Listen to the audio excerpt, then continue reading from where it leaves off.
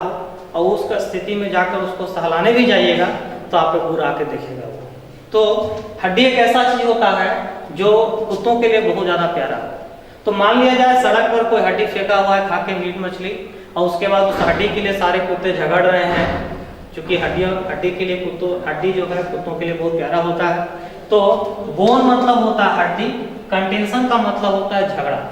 तो झगड़े का हड्डी वो है, यानी झगड़े का कारण क्या है, वो बोन है, यानी इसको भी कह सकते हैं हम क्या, काउस ऑफ डिस्प्यूट। ठीक है, तो झगड़े का कारण। ठीक है, चलिए आगे बढ़ते हैं हम, इसको उतार लीजिए।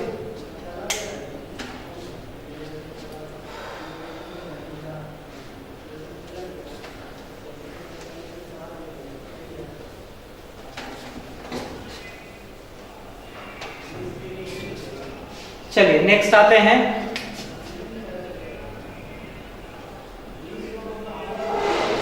Take the bull by the horns.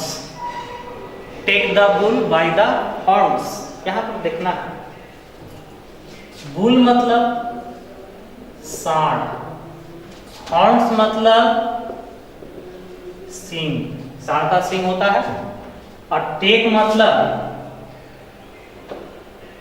पकड़ना। समझे बात को, take the bull by the horns. तो यहां देखना है क्या कि किसी भी सांड को उसके सींग के द्वारा जब पकड़ा जाता है, तो ये बताओ कि क्या ये बहुत आसान सी बात है, किसी भी सांड को उसके सींग के द्वारा हम पकड़ सकते हैं? नहीं, बहुत ही कठिन काम है। यानी इसका मतलब होता है क्या, साहस पूर्वक मुसीबतों का सामना करना। सांड आपके लिए मुसीबत है और वहां पर सिंह के से उसको आप पकड़ रहे हैं, तो मतलब साहस पूर्वक वहां पर उस मुसीबत का क्या कर रहे हैं, फेस कर रहे हैं, सामना कर रहे हैं। तो take the bulls by the horns, सांड के सींग को पकड़ना मतलब साहस पूर्वक मुसीबतों का काम करना, मुसीबतों का सामना करना। ठीक है, तो इसका मतलब हम बोल सकते हैं क्या कि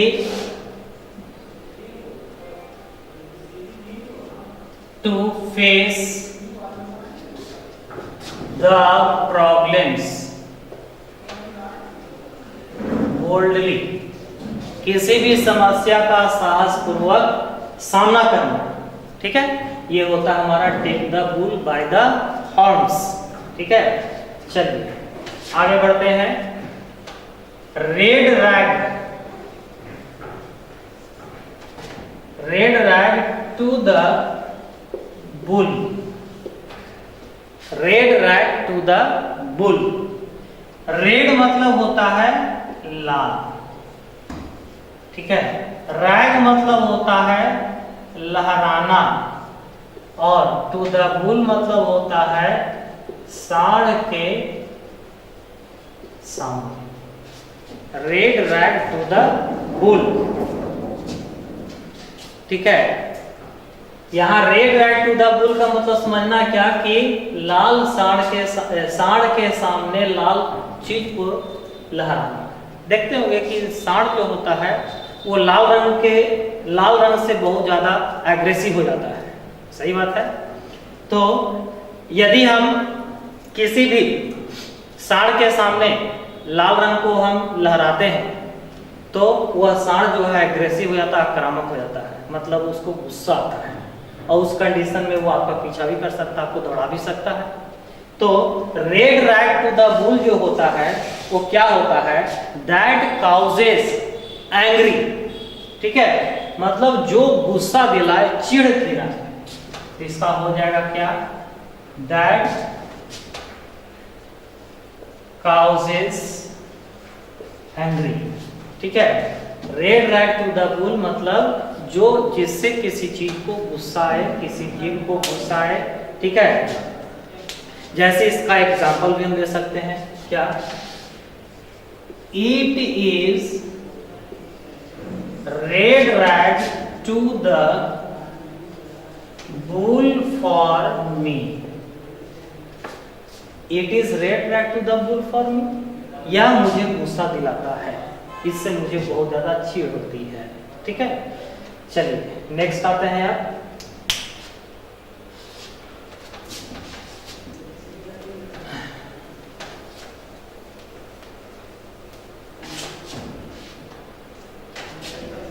ए बुल इन चाइना शॉप।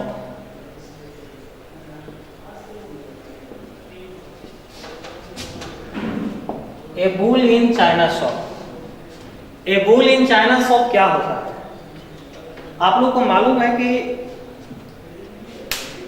बंदर के हाथ में यदि नारियल दें तो क्या करेगा वो? उसका तो यूज करेगा नहीं, उसको इधर उधर फेंकेगा। उसी प्रकार से आप लोग जानते हैं कि चाइना शॉप जो होता है, मान लिया जाए कि भारत में ही चाइना शॉप है, ठीक है, तो चाइना की वस्तुएं आप जानते हैं कि बहुत ज़्यादा वीक होती हैं, कमज़ोर होती हैं, तुरंत टूट जाता है, तुरंत फूट जाता है, तुरंत खराब हो जाता है। अब एक तो वो कमज़ोर है ही, और वहाँ पर यदि हम किसी सांड को घुसा दें, यानी क्या, ये बुल सांड क्या चीज में, चाइना के दुकान में, तो ये तो ऑलरेडी वो पहले से कमज़ोर है ही सामान, और वो और ज़्यादा टूट फूट जाएगा, तोड़ फोड़ देगा, सांड तो अस्थिर से बैठेगा नहीं। तो वही है, ए बुल इन चाइना शॉप का मतलब होता है क्या, शीश महल में बंदर। अब शीश महल है मतलब शीशे का महल है, उसमें बंदर को लेके जाइए, बंदर को छोड़ दीजिए, क्या करेगा वो, सारे शीशे को तोड़ देगा। ठीक है, ठीक है, तो इसको कह सकते हैं इन एन ऑकवर्ड सिचुएशन। ठीक है, वैसा सिचुएशन जो कंफर्टेबल नहीं हो तो कह सकते हैं हम। नेक्स्ट आते हैं आप, ब्लू मर्डर।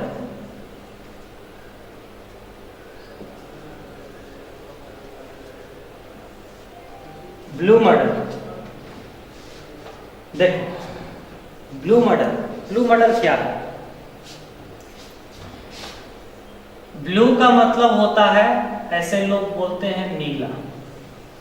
क्या आप लोगों को मालूम है कि शाही कलर किसको कहते हैं? शाही कलर भी नीले रंग को ही कहते हैं। ठीक है, तो ब्लू मर्डर का मतलब होता है क्या, जो समझो कि आप लोगों को मालूम है कि हमारे भारत देश में ब्रिटिश लोगों ने बहुत दिन तक शासन किया, और जो ब्रिटिश लोग हम लोग के ऊपर शासन करते थे तो उन लोगों को शाही राजा बोला जाता था, शाही बोला जाता था, और हम लोग जो हैं भारतीय लोग दबे कुचले में आते थे। तो उस स्थिति में किसी भी उस स्थिति में बहुत सारे हमारे महापुरुषों ने अंग्रेजों के खिलाफ आवाज़ उठाई। आवाज़ उठाने के बाद फिर उनके खिलाफ बहुत ज़्यादा संघर्ष किए, आंदोलन किए।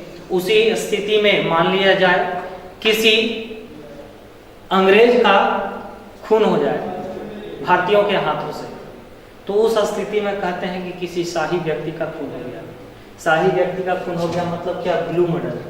और उस सिचुएशन में और उस स्थिति में जो सिचुएशन क्रिएट होता था, उस स्थिति को कहा जाता था ब्लू मर्डर। मतलब क्या कि उथल पुथल हो जाना। उथल पुथल मतलब क्या कि ऐसी सिचुएशन हो जाना जहां पर कोई भी चीज़ ऑर्डरली नहीं हो, जैसे तैसे की स्थिति हो, बहुत ज़्यादा भय होना, उथल पुथल हो जाना। तो ब्लू मर्डर को कहते हैं हम उथल पुथल होना। ठीक है, यानी किसी शाही व्यक्ति का खून हो जाता था पहले, तो उस स्थिति में जो सिचुएशन आता था, उस सिचुएशन को कहा जाता था क्या, उथल पुथल होना। और उथल पुथल होना को कहते हैं क्या, ब्लू मर्डर। ठीक है, तो मेरे ख्याल से आज का मेरा वीडियो आप लोगों को अच्छा लगा होगा, और मेरे YouTube चैनल को, आप कोचिंग का YouTube चैनल है, मेरे नाम का YouTube चैनल है, दोनों पे मेरा वीडियो आपको मिल जाएगा, दोनों को सब्सक्राइब कर लेंगे। और इसी के साथ आज का क्लास में ऑफ करता हूँ। फिर अगले क्लास में आपके साथ मैं ग्रामर के साथ आऊँगा। आज मैंने आपको केवल वोकैब बताया है, और कल से आपको ग्रामर शुरू करूँगा। ओके।